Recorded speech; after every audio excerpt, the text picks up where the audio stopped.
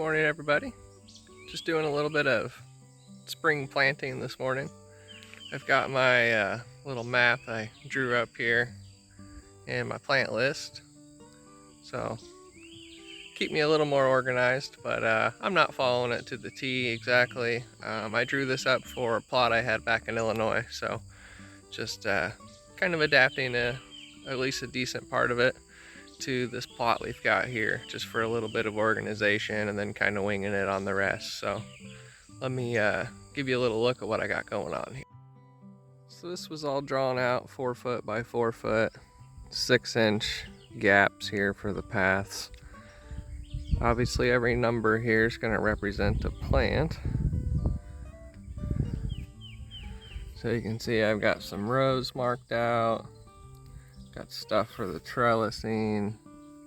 Anything with a line I figure is going to be climbing. And then stuff here without the lines, this is going to be just kind of down in the ground. And then here's my list. This is basically all the seeds that I have.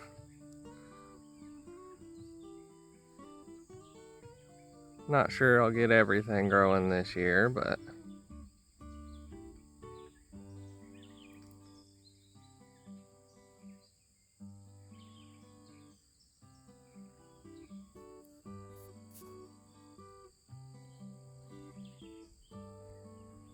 that's a lot of plants. So just as an example here, up in the corner, I've got number 18. It's going to be rainbow corn. So rainbow corn all through here. Then number 20 just kind of popped in there. It's going to be some random sunflowers. Sunflowers and corn do well together. The 19 here, these are going to be marigolds. So those are edible flowers. They just say to remove the heel. So that should be nice. And then 6, we've got a couple rows here of bok choy, which is like a small Chinese cabbage. And then along the fence here, 30, we've got nasturtiums, orchid flame. That's a trailing, climbing type vining plant. So those flowers and the scent they put off actually helps ward off some of the pests for things like tomatoes and squash, which we've got a lot of tomatoes and squash here. 24, Zapalito de Tronco. I'm not sure if I'm saying that right, but it's a small green pumpkin shaped, dark green 6 to 8 inch little squash. I had really good luck with those last year. It's about 2 servings per little squash, so real nice if you don't have a big family to feed. If so, just cook up a few of them. But got that kind of all around this corner here. And then some more of the nasturtiums, number 30 there, just to split between the squash and the next group here. So the next group is tomatoes. So those are green Dr. Grape tomatoes. So those were super good. I had those growing last year. Real sweet. Honestly, I had trouble cooking them. They were so good just taking off the vine and just eating fresh when you're walking through the garden. So, and then you'll see here for a little pest control, we've got 29 more nasturtiums. So those are bush-like style. Empress of India, get about 16 inches tall. So those will help ward off insects, as well as 1516 is going to be garlic and onions. So those are kind of strung all down the line here and through here. So those are going to help ward off insects a lot as well. So you're going to see a lot of that down the line. Nasturtiums, garlic and onions, this section here. Yeah, just kind of an idea of how I've got things set up, and then got some with a little bit more variety in them here. This is some white yarrow, 72. 78 is going to be some early glow strawberries. 37, some more strawberries. And then 8's going to be daylilies. So they say that whole plant is edible. I haven't tried them, but this year we're going to give that a go. And then 20 is going to be some more sunflowers. So this one here is kind of just a nice little mix of some pollinator attractors as well as some food. Another thing those pollinator attractors are going to do is also bring in some beneficial insects that will help to ward off some of the pests. So you're always going to have pests. If you don't want to spray anything, which we're totally against, you got to bring in the beneficials as well. So I like to not have too many of the same thing in the same section, because that's going to make it, if you get, so let's say you get some kind of squash vine borer or something like that, and you've got 37 squash plants within a foot of each other, it's going to jump from one plant to the next to the next to the next.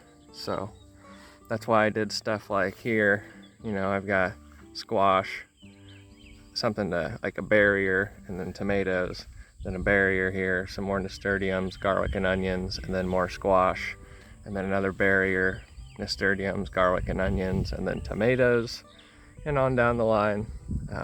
You can kind of mix it up, maybe throw in some kind of vining, flowering plants up along the fence there. Just break it up, because if you break it up, you're going to make it a little harder for your pests to travel. So something I've learned and doing a lot of reading, so definitely a big believer in that. Companion planting, a lot of people will call it.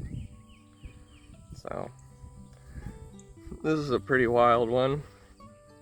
I did this almost a year ago, so I'm not sure what all we got going on here. Let's take a look. 93. So some Thai basil. Crayola peppers is 43 here. 20 is going to be some more sunflowers. It's like some more Thai basil here.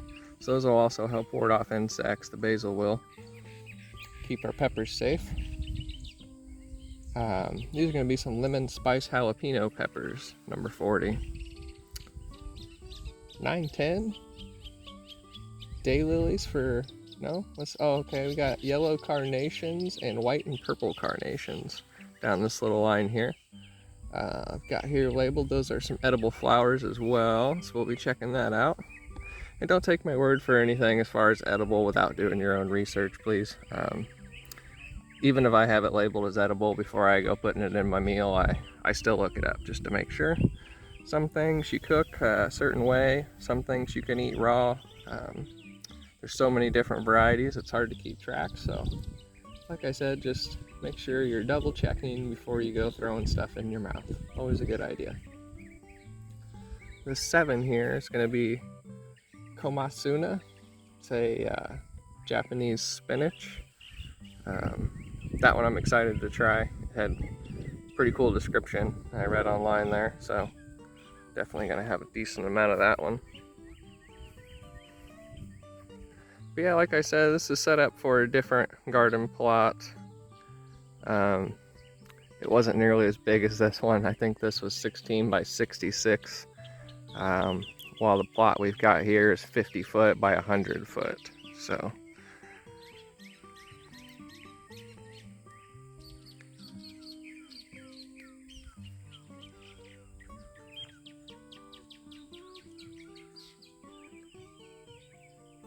you can see Milo out there. He's making his rounds this morning.